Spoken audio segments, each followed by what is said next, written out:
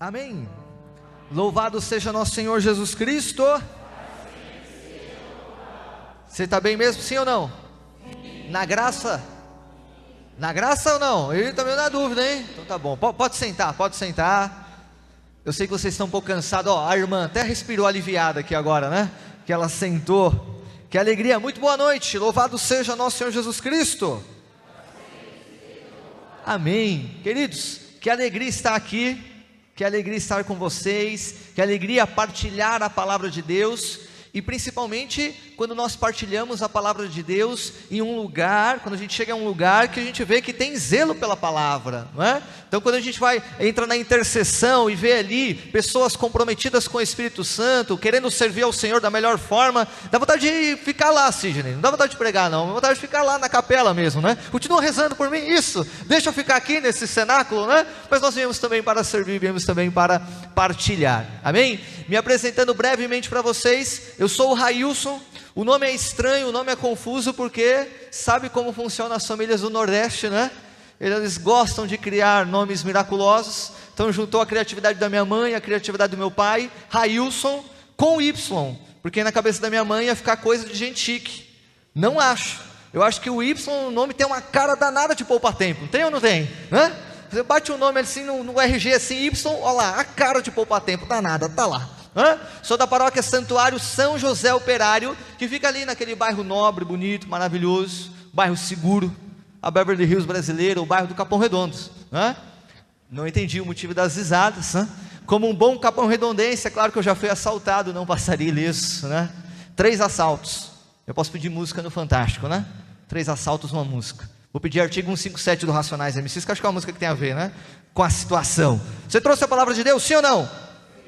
Então convido você a abrir comigo no Evangelho de João, capítulo 16, Evangelho de São João, capítulo 16, João, capítulo 16, enquanto você vai procurando, quem tem a Maria é a página 1406, tá? Enquanto você vai procurando aí, atualmente eu contribuo dentro da igreja, sirvo dentro da minha paróquia, através do grupo de oração, Caminhando com Cristo, grupo que acontece todas as sextas-feiras. Ontem foi sexta-feira, foi dia de Caminhando com Cristo, então eu espero trazer um pouco o fogo do Caminhando com Cristo, e quero levar o fogo de vocês para lá. Posso contar com vocês?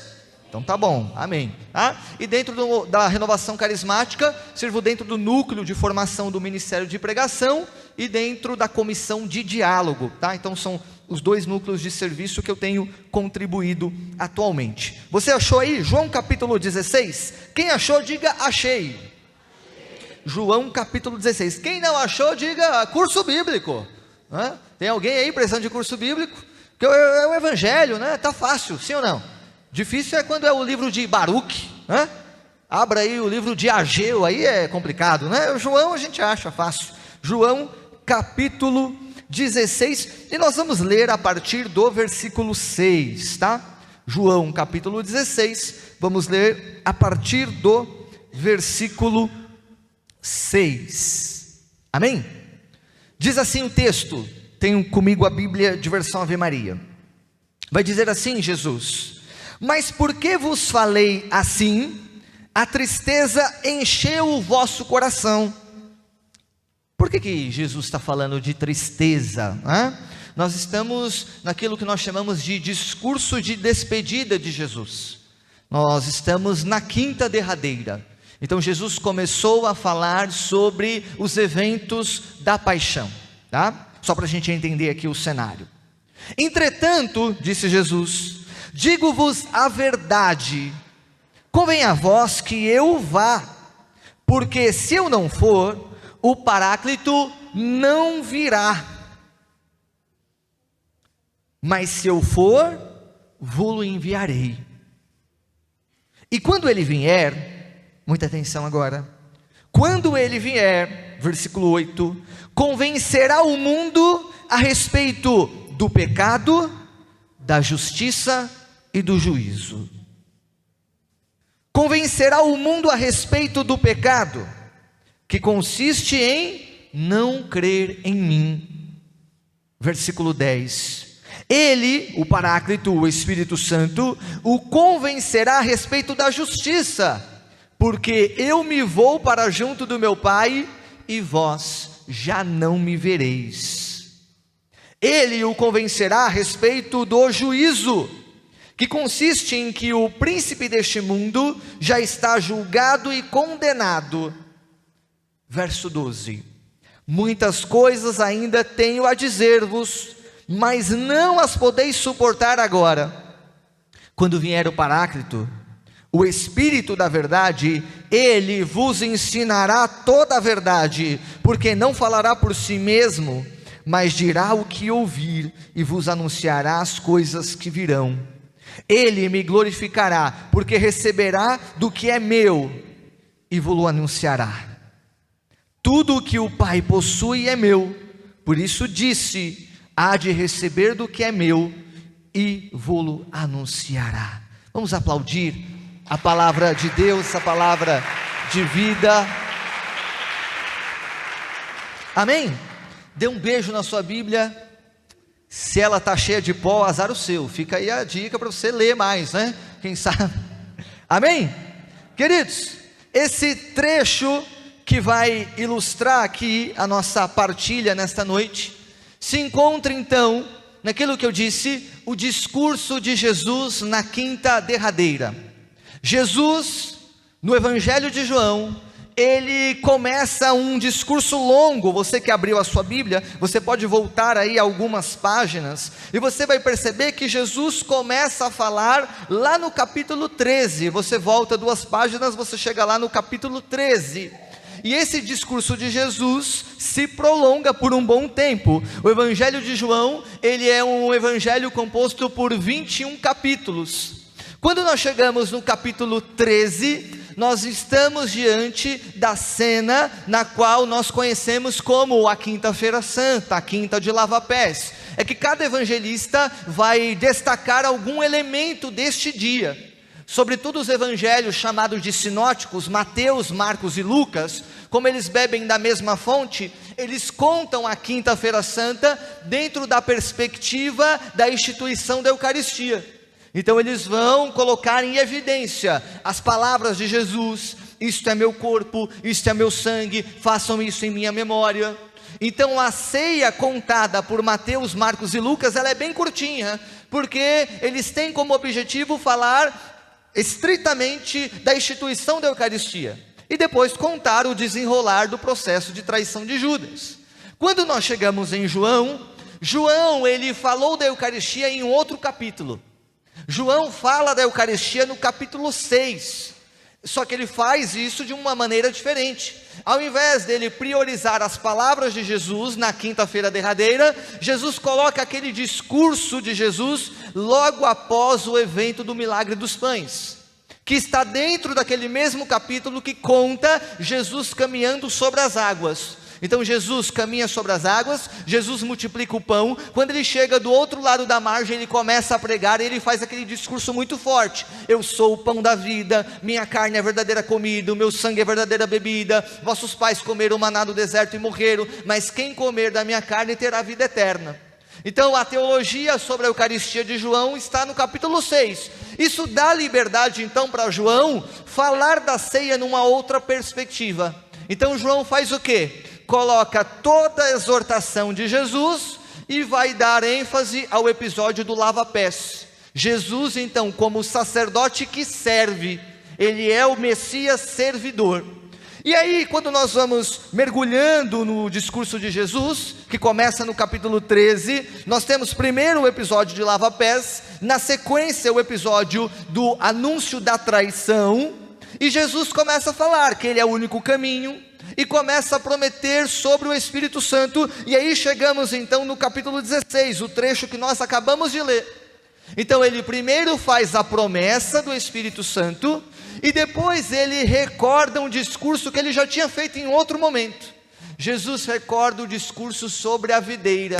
Ele é a videira, ele se apresenta como videira. Aliás, o eu sou é uma grande tônica no Evangelho de João. Jesus vai dizer dentro do Evangelho de João: eu sou a porta, eu sou o caminho, eu sou a verdade, eu sou o bom pastor, eu sou a videira. Essa é uma tônica constante dentro dessa obra do Evangelho de João. E logo após Jesus falar sobre a promessa do Espírito Santo, ele recorda esse elemento. Eu sou a videira.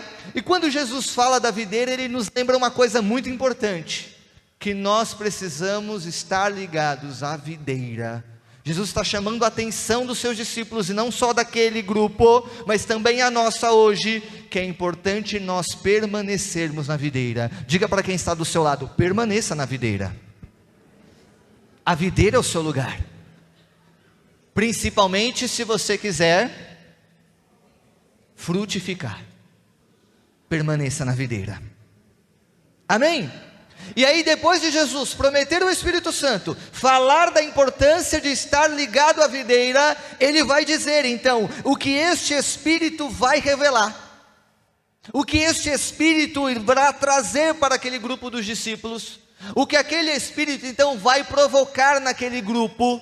E aí Jesus nos recorda um elemento muito importante: é o Espírito, quando ele vier, ele que vai convencer o mundo.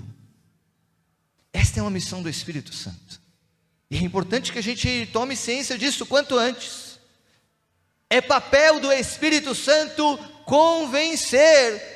E isso quem está dizendo não é o Railson, não foi o Cid, não foi o Eduardo, não. O próprio Jesus exortou o seu discipulado: eu vou enviar o Espírito Santo, e tenho a certeza disso, é Ele que convence o mundo sobre o pecado, sobre a justiça e sobre o juízo.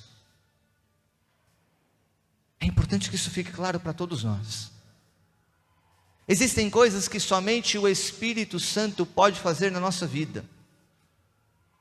E por mais que a gente tenha as nossas ideias, por mais que a gente tenha as nossas crenças, até mesmo as nossas formas de barganharmos diante de Deus, existem coisas que somente o Espírito Santo pode fazer, e o faz no tempo dele. Isso foi o que Jesus nos prometeu. Além de prometer este mesmo Espírito, ele nos garantiu que é este Espírito que tem o poder de convencer. Agora, lembrando que a Bíblia não dá ponto sem nó. Nós não escutamos um texto fora do contexto do qual ele está inserido. Por isso que eu enfatizei para vocês aqui a dinâmica que João está transmitindo essa quinta-feira santa. Jesus serve, promete o Espírito Santo, fala da importância de estar ligado à videira, e depois revela aquilo que o Espírito faz e como faz. Nesse sentido, João está nos exortando dentro do seguinte: se nós esquecermos um desses elementos aqui, a gente não vai entender como é que o Espírito Santo trabalha. A gente precisa acolher aquilo que Jesus falou e permanecer, porque se nós não permanecermos, nós não vamos entender como é que este Espírito trabalha. É isso que João está nos exortando aqui dentro desses capítulos, aqui na parte final do Evangelho. É importante permanecer na videira para entender o que o Espírito Santo faz e como ele faz. Se você costuma ler os Evangelhos através da liturgia diária, você deve se recordar que no último domingo nós celebramos a festa de São Pedro e São Paulo. E o Evangelho foi retirado do capítulo 16 de Mateus, no qual nós temos aquele diálogo entre Jesus e os discípulos. E Jesus vai perguntar: o que dizem os homens sobre quem eu sou? E os discípulos se entreolham e começam a responder: tem gente que diz que você é João Batista, tem gente que diz que você é um dos profetas, tem gente que diz que você é Elias. E aí Jesus fala: e tu, quem dizes que eu sou? Olhando para Pedro: tu és o Cristo, o Filho de Deus vivo. Tu és o Cristo, tu és o Filho de Deus. Pedro respondeu certo? Respondeu certo. Sim, respondeu certo. É o Filho de Deus. Isso, reconheceu, ele é o Cristo. Só que este mesmo Pedro é o que vai negar. Este mesmo Pedro é o que vai se esconder. Este mesmo Pedro é o que vai fugir. O que esse episódio está nos ensinando então? Não basta a gente reconhecer quem é o Senhor da videira. É preciso permanecer e acolher aquilo que Ele nos ensina. Talvez muitos de nós, assim como Pedro, nós também olhamos para Jesus e falamos: Tu és o Cristo, Tu és o Filho de Deus vivo. Mas como é que nós acolhemos e principalmente, como é que nós nos colocamos à disposição para deixar que este Espírito trabalhe em nós? Ou que este Espírito conduza e trabalhe na nossa missão? Às vezes nós queremos fazer por nós mesmos, e esse Evangelho então está nos exortando aqui: existem coisas que cabem apenas ao Espírito Santo. Amém? Continuando aqui a nossa reflexão, é o Espírito que convence o mundo, e convence o mundo a respeito do quê? A respeito do pecado, da justiça e do juízo. E aqui eu quero me atentar em relação à primeira palavra aqui, o Espírito que convence acerca do pecado. Quando nós permanecemos na videira, quando nós permanecemos na sala do cenáculo, o Senhor vai falando, o Senhor vai nos exortando, e nós vamos adquirindo as características daquele lugar. E aqui eu quero me ater principalmente aqui à palavra cenáculo. A palavra cenáculo é uma palavra latina, então ela não aparece no texto bíblico, mas ela indica o lugar da ceia, é a cena, o lugar da cena, da janta, da refeição. E para a tradição judaica, fazer refeição com alguém é mais do que dividir a mesa, é mais do que dividir o bandejão, é mais do que pegar ali aquele pastel. Você quer um pedaço do meu pastel? Eu divido aqui, toma aqui. É muito mais que isso. Fazer refeição com alguém na cultura judaica é ser um com ele. Aí a gente entende por que o evangelho de ontem foi tão escandaloso para o grupo dos fariseus. Porque Jesus, logo após chamar Mateus, o que ele faz? Senta-se à mesa com pecadores e publicanos. Para a cultura judaica, o que ele está fazendo? Ele está sendo um pecador, ele está sendo um publicano, porque ele sentou à mesa com eles. Sentar à mesa é me tornar um com aqueles que dividem a mesa comigo, porque a ideia é o quê? Você senta à mesa com qualquer pessoa? Penso que não, a não ser que seja um lugar público, não é? Quem faz refeição com você não são aqueles que são seus familiares, são seus amigos, logo aqueles que têm uma certa comunhão, intimidade com você. A ideia é essa. O cenáculo é esse lugar da intimidade, o cenáculo é esse lugar da família, o cenáculo é este lugar no qual as pessoas se reúnem e geralmente têm o mesmo propósito. Então se apega a essa ideia aqui, que ela é importante para aquilo que o Senhor quer falar ao nosso coração nessa noite. Então, Jesus com os seus discípulos reunidos em cenáculo, significa o quê? Nós estamos recebendo um direcionamento que nós vamos seguir de maneira comunitária e fraterna. Nesse sentido, nós estamos aqui reunidos enquanto igreja, celebrando essa sala do cenáculo, rezando em cima deste tema maior, sala do cenáculo, dentro dessa dimensão. O Senhor quer dar um direcionamento para nós enquanto comunidade, enquanto povo de Deus que se reúne aqui nessa comunidade, nessa igreja, neste grupo. O Senhor então quer a nossa unidade e quer a nossa caminhada de santidade, mas o Senhor não quer nos falar de maneira individual. Por isso que o cenáculo é importante, por isso que a igreja é importante, por isso que a comunidade é importante, por isso que não existe cristianismo individual. Um cristianismo individual, isso aí é egoísmo, é idolatria, é egolatria. O Senhor sempre nos chamou à vida fraterna. Você já escutou de pessoas falando assim, eu não gosto de gente? Você já conheceu pessoas assim? Eu não gosto de gente. Não tem pessoas assim, né? Eu não gosto de gente. A pessoa fica até apavorada, entra no ônibus assim, já fica assim, pelo amor de Deus, eu não vejo a hora de descer aqui, né? Tem gente que é assim. Imagina, a pessoa que tem esse discurso, o cristianismo então talvez não sirva para ela, porque o cristianismo é justamente essa religião do povo de Deus. Jesus é aquele que estava sempre reunindo pessoas, estava junto às pessoas. É claro, Jesus também reza sozinho, mas observe todo o evangelho, a grande maioria das vezes, ele está ali com um grupo, Pedro, João e Tiago, ele está com um grupo dos 12, ele está com um grupo dos 72, ele se reúne diante das multidões, ele está em Betânia com Marta, Maria e Lázaro. Jesus é o homem do povo, e que indicou esse caminho para os seus discípulos. Olha o ressurreto, o que ele fala quando aparece: permaneçam unidos em Jerusalém, permaneçam unidos que eu vou enviar sobre vocês o Espírito Santo. Jesus fala sempre na dinâmica plural, sempre na dinâmica da comunidade. O ressurreto aparece e fala: a paz esteja com vocês. Eu vou enviar sobre vocês, derramarei o meu Espírito sobre vocês. É assim que o Senhor quer que nós vivamos. É importante que a gente compreenda isso. Se a gente não compreender a importância da vida fraterna, da dinâmica comunitária, a gente não entende o que é cenáculo, o que é viver num cenáculo. Está entendendo, sim ou não? Vida fraterna, a reunião, estar à mesa. Jesus nos reúne, e quando Ele nos reúne, então Ele quer que a gente tome consciência. Jesus transmite as suas lições, Jesus transmite os seus ensinamentos. Jesus então quer formar o seu povo,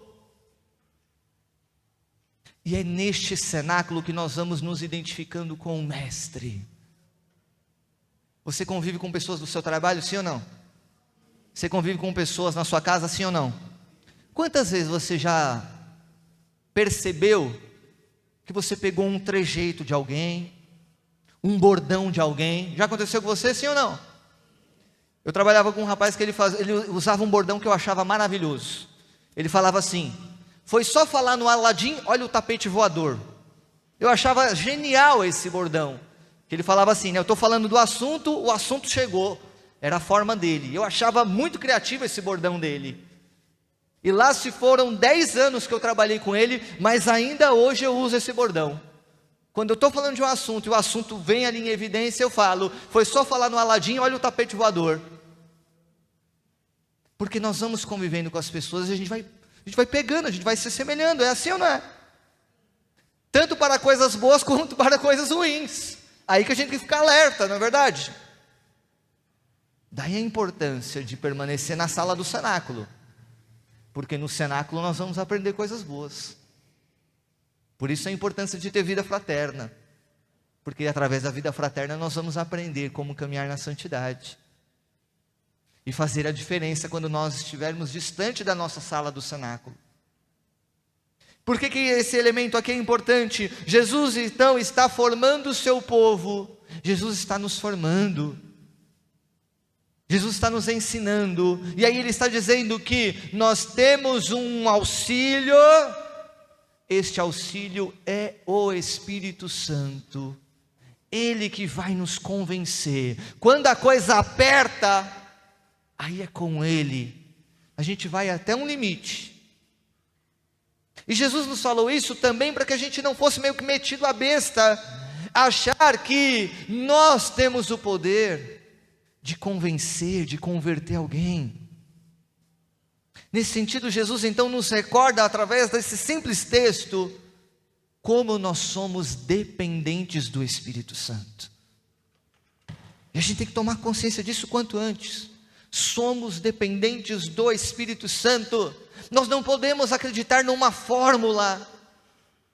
Nós não podemos acreditar numa espécie de mecanismo, num sistema. A gente repete aquilo, deu certo uma vez, vai dar de novo. Não, nós somos dependentes do Espírito Santo. Ah, mas ano passado eu conduzi o retiro dessa forma e foi uma bênção. Esse ano vamos conduzir assim de novo. Olha, cuidado, espera lá. Porque o Espírito Santo, ele não consegue ser engaiolado. Não acredite numa fórmula, não seja refém de uma fórmula. E aí Jesus então vai lembrar os discípulos que é o Espírito que tem esse poder de convencer. Nesse sentido, o que cabe a nós enquanto igreja, enquanto pessoas que estão ali conduzindo o cenáculo? Repetir aquilo que Jesus nos ensinou lá no capítulo 28 do Evangelho de Mateus. Ide a todas as nações, batizai e ensinai tudo aquilo que vos prescrevi. Essa é a missão de toda a igreja. A igreja celebra, a igreja batiza e a igreja prega. A igreja transmite o ensino dela própria, não aquilo que ela recebeu do próprio Jesus. Essa é a missão da igreja. Ela ensina e celebra, ela ensina e celebra e confia ao Espírito Santo. Ele que vai realizar a obra. E qual é a obra aqui que nós estamos refletindo nessa noite? Que o Espírito nos ajude a convencer do nosso pecado. E a palavra é essa mesmo. Perceba, o Espírito convence do pecado e não acusa. Percebeu essa sutil diferença aqui? De novo, a Bíblia não dá ponto sem nó. É próprio do Espírito convencer, chamar a atenção sobre o pecado. O Espírito não é acusador. Acusador, aliás, na Bíblia é um outro personagem, e que não tem nada a ver com o Espírito Santo. O acusador é o adversário, é o diabolos. Este que acusa, o Espírito convence sobre o pecado, chama a atenção sobre o pecado. E é isso que nós queremos rezar aqui nessa noite.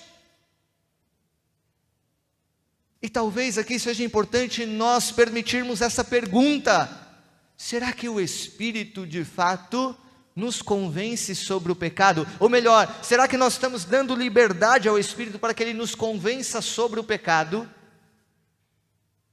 E quando nós falamos sobre tomar ciência sobre aquilo que é o pecado, é claro que nós estamos falando da experiência de conversão. E não tem como nós falarmos de experiência de conversão sem tomar ciência de que nós precisamos nos converter, e nós precisamos nos arrepender. Talvez você passou pela experiência lá da autoescola, as aulas maravilhosas, super divertidas, teóricas da autoescola, porque a prática é muito boa, para quem sabe e para quem não sabe. Para quem não sabe é uma grande aventura, né? Você sempre fica ali: será que é hoje que eu vou bater o carro, meu Deus? Será que é hoje que eu vou derrubar um poste? Hã? Agora, as aulas teóricas, e você abre aquele livrinho e vai vendo placa por placa. Aí tem lá a placa da conversão. Proibida a conversão, ou conversão à direita, conversão à esquerda. O que é a placa, a conversão? Indica justamente o quê? Que você está caminhando num certo sentido, e você se depara com aquela placa, e você precisa fazer o quê? De maneira bem grosseira, mudar a rota. Não é isso? Sim ou não? É isso. Eu preciso pegar a primeira saída para fazer a conversão, à direita, à esquerda, seja lá para que lado for. Eu preciso então mudar a rota. A conversão que a palavra de Deus nos fala é exatamente isso. Precisamos mudar a rota. Agora, você só pega a saída quando você tem ciência de que você precisa mudar a rota, não é isso? Do contrário, você segue o caminho, porque você não conhece, porque você não foi alertado, ou porque você está com um tanque cheio e quer sair por aí explorando uma rua, sei lá, né?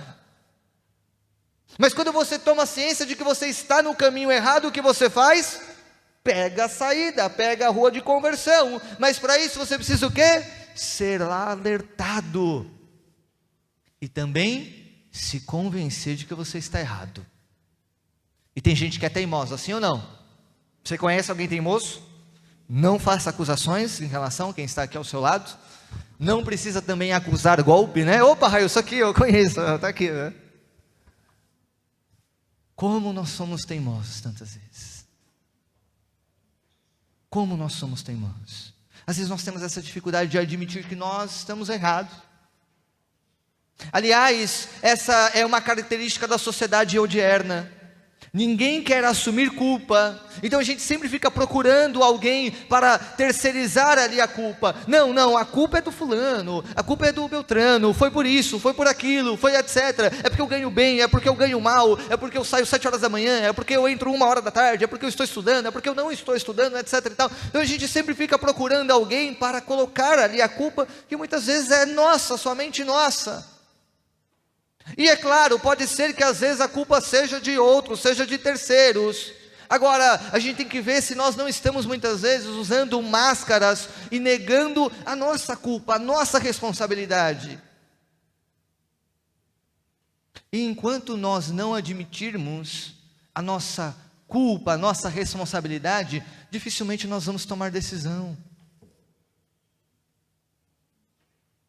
Dificilmente nós vamos admitir as nossas limitações. Dificilmente vamos admitir que nós somos dependentes do Espírito Santo, do Espírito de Deus. Está entendendo aqui quão séria é a coisa? E aqui eu estou falando de situações do dia a dia, do cotidiano, mas traz isso para a sua vida interior. Quantas vezes nós não colocamos ali justificativa para os nossos erros, os nossos pecados, aquilo que nos afasta de Deus? Ou a gente tenta de alguma forma aliviar a nossa consciência, aliviar ali a nossa culpa.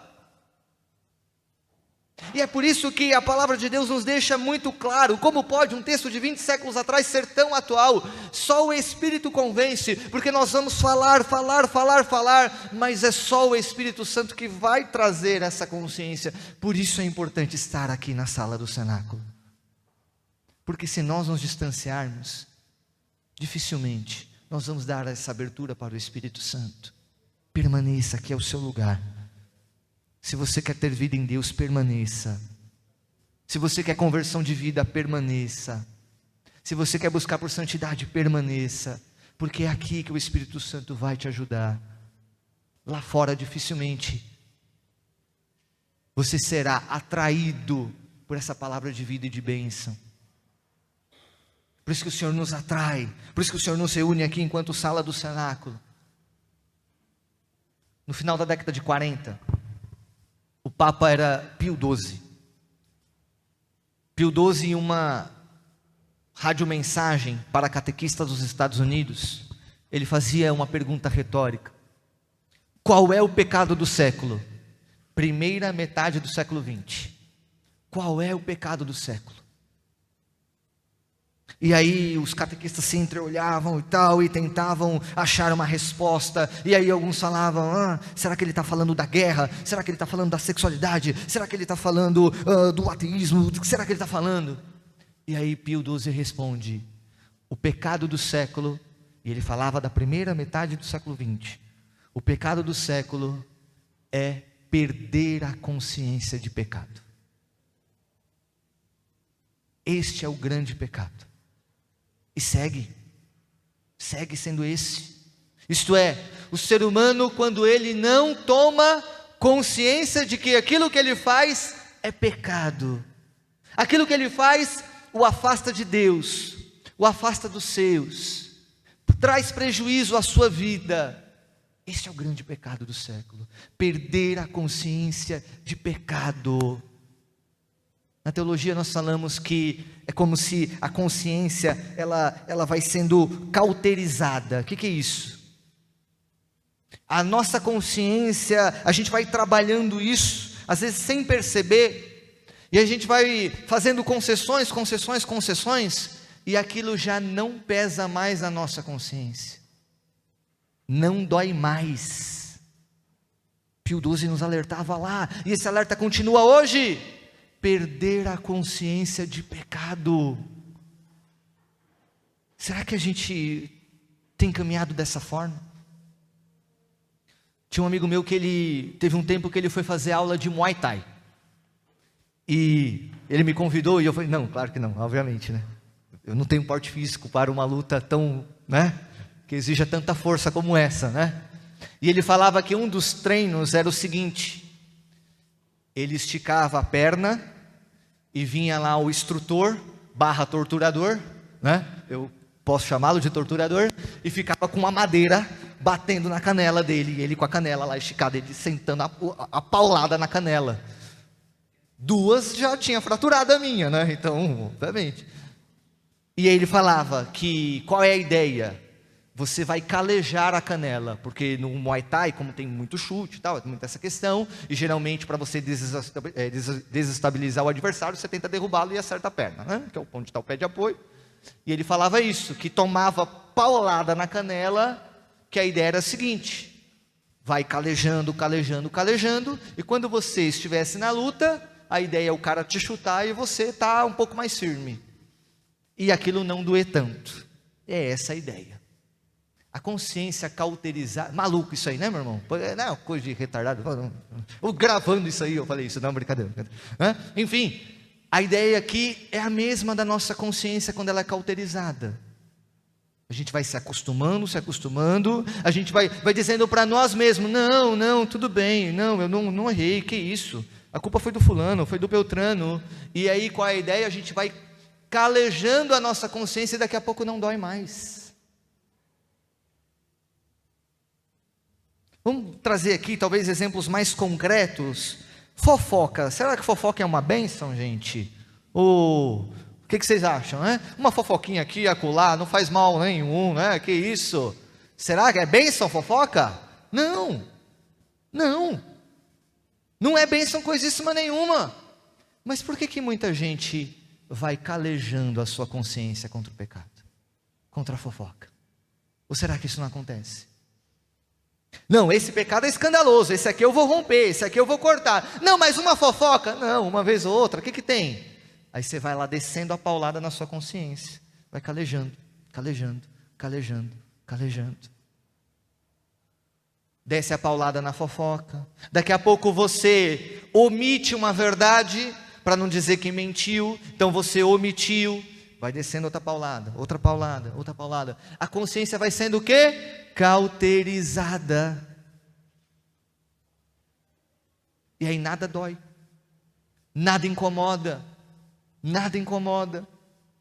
E é assim que a gente vai, aos poucos, se distanciando do sagrado de Deus e principalmente da santidade de vida. E não adianta o outro falar, porque a sua consciência já está o quê? Calejada. E se o outro falar, a culpa é do outro. E aí é só o Espírito que vai poder nos convencer disso. Será que a nossa consciência anda calejada?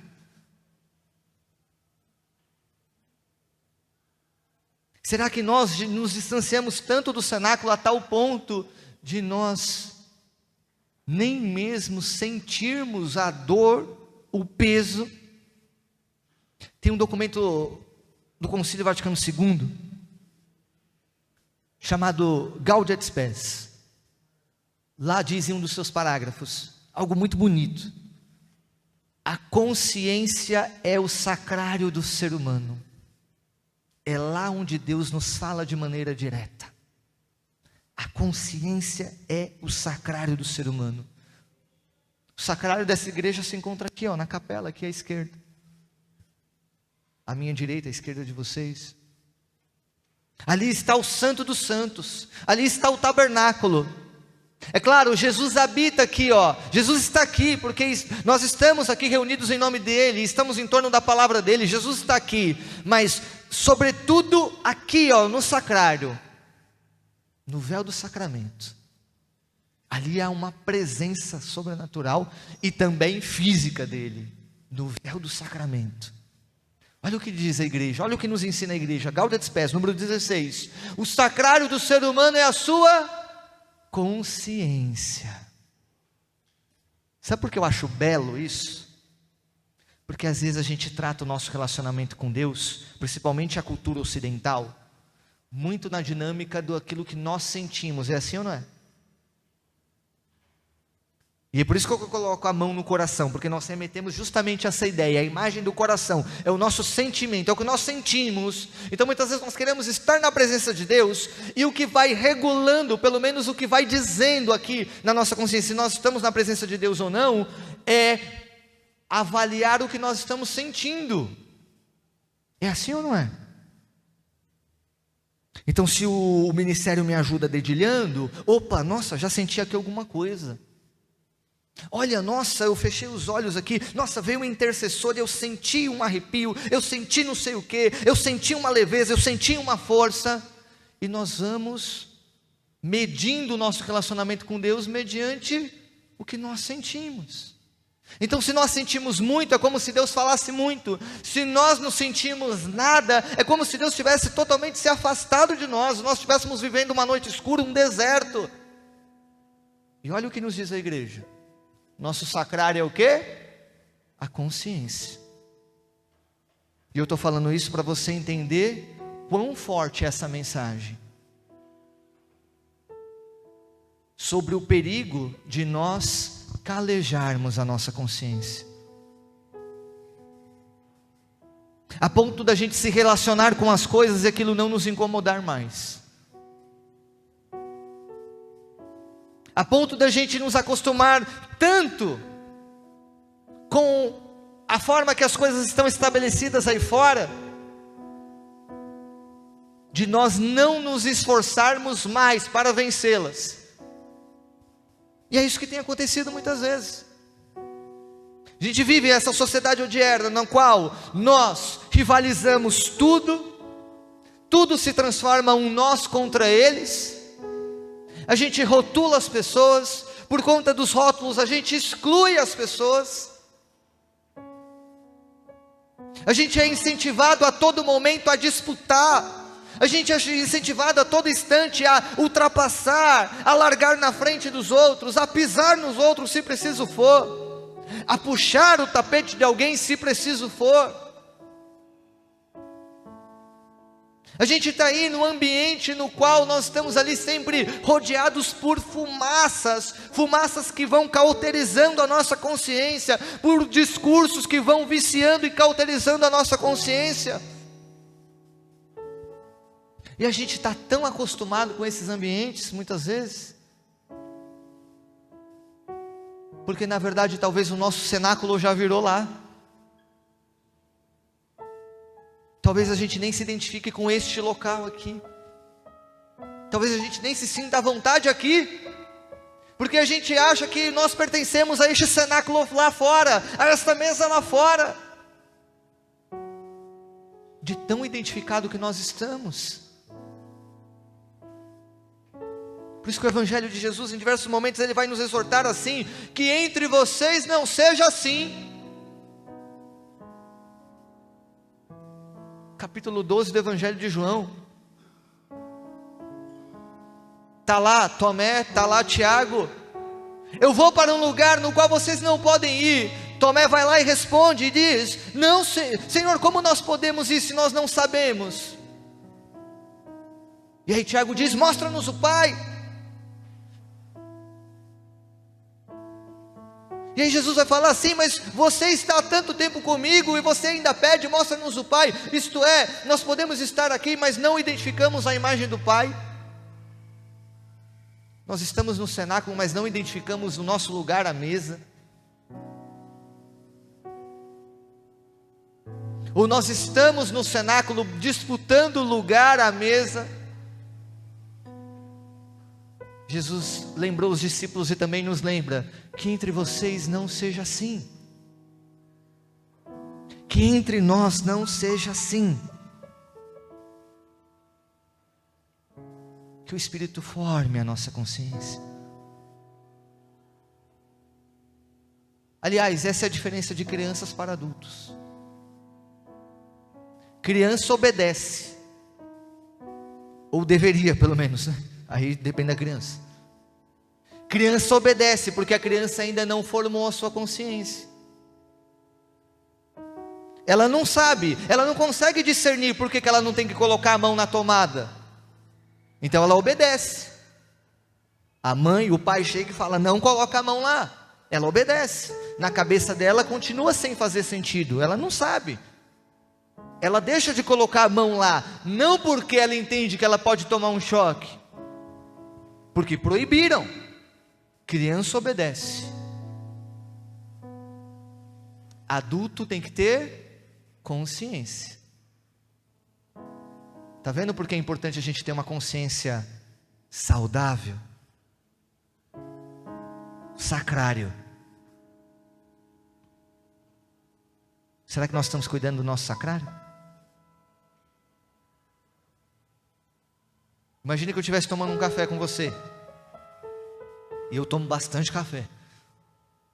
Deveria até reduzir. Mas isso não vem ao caso agora. E imagina que eu te perguntasse assim: qual foi a última vez que Deus falou à sua consciência? Essa é a pergunta. Embora eu esteja falando para uma assembleia, Deus nos pergunta de maneira muito particular: qual foi a última vez que Ele te falou à sua consciência? E eu não estou dizendo que a sua consciência está cauterizada, não. Deixa essa reflexão aí ecoar, porque ela pode te ajudar. Não estou nem entrando nesse ponto. Aqui eu estou te chamando a reflexão agora para um outro nível. Como é que nós estamos cuidando, hein? Como é que nós estamos fazendo essa experiência de Deus aqui, ó? Ou será que nós estamos nos relacionando com Deus ainda na dinâmica da obediência ilógica? Desculpa, mas Deus não te trata como uma criança, não. Você é bem grandinho para Ele. Você é bem grandinha para Ele. Não é um obedecer por obedecer, não. Consciência. Consciência. Porque quando nós temos então essa consciência saudável, genuína, aí nós podemos servir Ele na verdade, na nossa verdade. E é por meio da nossa verdade que nós vamos identificar nossas limitações, as nossas mazelas, deixar que o Espírito venha nos recordar, venha nos convencer. Mas isso só vai acontecer se nós nos apresentarmos diante dele com a nossa verdade. Com a nossa verdade. E é isso que eu convido você a fazer nessa noite. Não só nesta noite, mas a partir dessa noite. Se apresenta diante de Jesus com a sua verdade. Porque Deus nos chama a algo maior. Deus quer que você tenha vida. Deus quer que você tenha vida em abundância, João 10. Deus quer que você tenha vida e vida com sentido, vida com sabor. Deus não quer que você simplesmente exista. Deus não quer que você simplesmente sobreviva. Deus quer que você tenha vida. Deus quer contar com a sua vida. E é por isso que o pecado é um adversário a ser vencido. E entenda bem aquilo que eu vou dizer. Às vezes a gente acha que nós devemos evitar o pecado porque nós estamos prejudicando a divindade de Deus quando nós pecamos. Não, não, não. O principal prejudicado no pecado somos nós mesmos, são as nossas relações.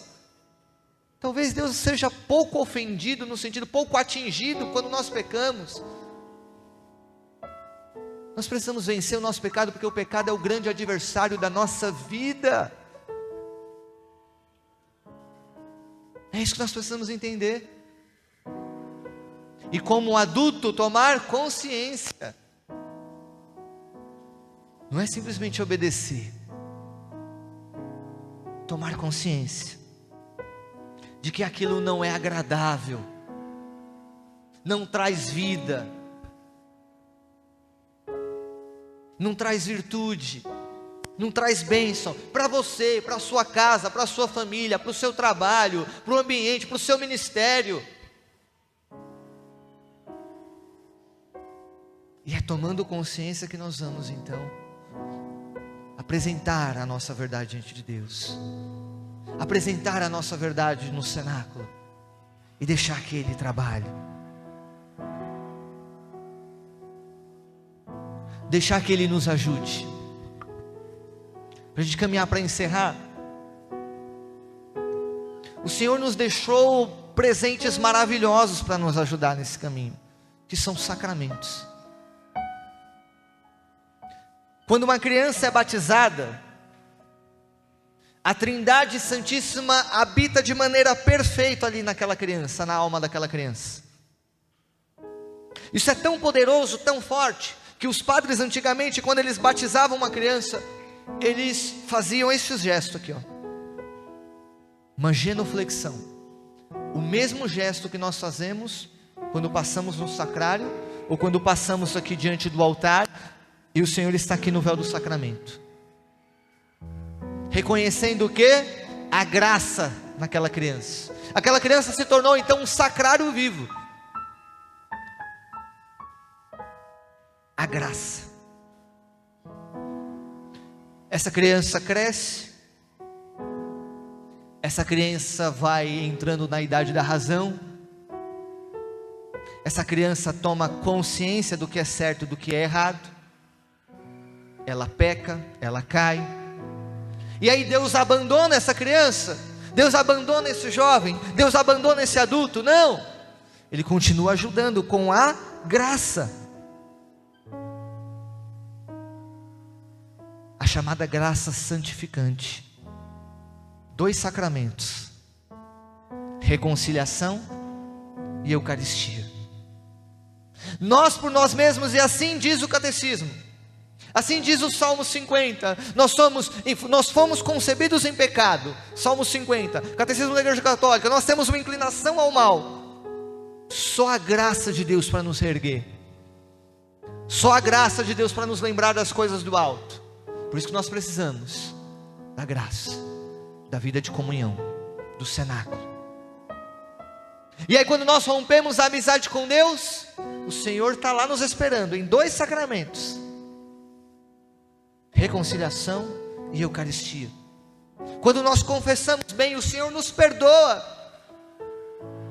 E quando nós comungamos, o Senhor então nos envia em missão, nos abençoa com a sua misericórdia e com a sua graça, para que a gente levante a cabeça, para que a gente siga peregrinando rumo às coisas do alto, rumo ao céu. Graça, graça. Bendito seja Deus quando nós tomamos consciência disso, de que somos dependentes dele, porque nós por nós mesmos não conseguimos. Nós por nós mesmos somos falhos, nós por nós mesmos somos inclinados. Mas bendito seja Deus pela sua misericórdia e pela sua igreja, pelos cenáculos que ele espalhou em meio ao mundo, que nos ajudam nessa busca do céu, nessa busca das coisas do alto. Quero convidar você para um ato concreto. Fica de pé aí onde você está.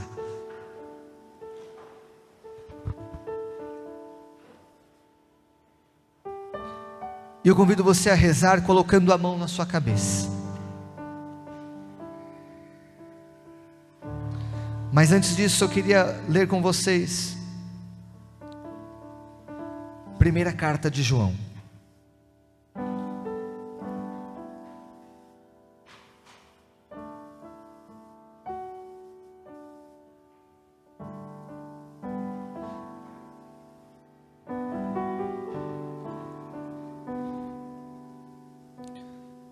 Capítulo 5, versículo 6.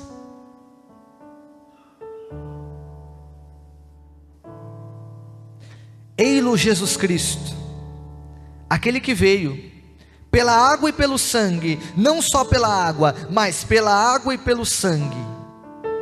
E o Espírito é quem dá testemunho dele, porque o Espírito é a verdade. O Espírito é a verdade. Tenho certeza que desde o momento que você colocou o seu pé aqui, você tem clamado o Espírito Santo. Você tem pedido o Espírito Santo. Você tem experimentado o Espírito Santo. Leva 1 João 5,6 no seu coração. Este Espírito é a verdade, e Ele quer se relacionar com a nossa verdade.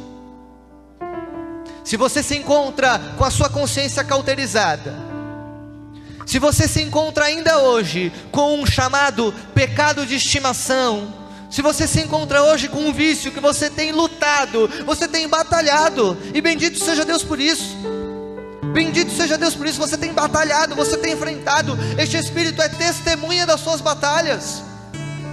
Essa é a sua verdade, apresenta ela diante deste Espírito que é verdade. Deixa Ele trabalhar, deixa Ele trabalhar, deixa Ele convencer. Mas aqui, deixa eu te fazer essa provocação, me permita isso. Eu não quero que você sinta nada, eu não quero que você exclusivamente sinta, não é essa a ideia não. Eu quero que você de fato seja convencido pelo Espírito Santo. Peça isso para Ele. Espírito de verdade, traz convencimento aqui, toca a minha razão, toca a minha mente, fala Espírito, ilumina o meu sacrário, ilumina o meu sacrário. Espírito Santo, eu quero pensar em você, eu quero pensar nas coisas do alto, porque por aqui eu sinto, aqui eu vou sentir por 1 hora, 2 horas, mas eu vou voltar para minha casa. Na minha casa não tem ninguém ministrando, na minha casa não tem ninguém pregando, na minha casa não tem ninguém cantando, mas o Senhor continua a falar na minha mente, o Senhor continua a falar na minha consciência, o Senhor continua a falar através da minha razão. Espírito de verdade, Espírito da verdade, vem de encontro à nossa verdade, vem de encontro à nossa verdade.